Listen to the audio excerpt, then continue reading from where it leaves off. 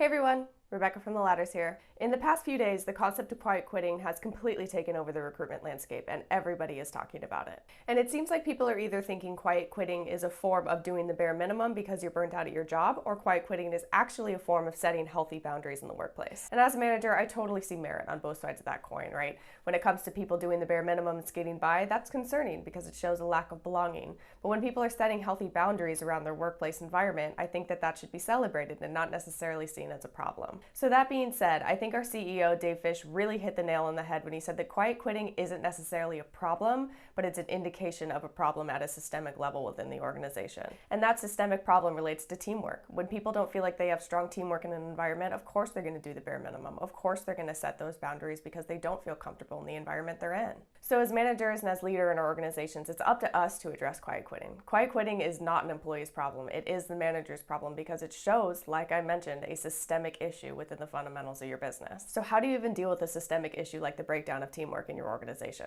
That's a really big issue. And it's an issue that takes time and patience to solve, but it really boils down to is the managers you hire, the leaders you hire in your company that are fostering that teamwork from day one. So to start addressing the systemic issue of a breakdown of teamwork, I think one of the best things you can do is take an audit of who is promoting teamwork and who isn't in your organizations and seeing what the belonging cues of their teams are. Being able to analyze those belonging cues in the context of who is quiet quitting and who is not in each team, I think will give a really good indication of who's doing it right and how you can improve in your organization without having to overhaul everything. I know this is a big conversation right now, so I'm sure you have other ideas of how to help quiet quitting in your workplace, what you think of it, all of that. I would love to hear it all, so please comment below. Thanks.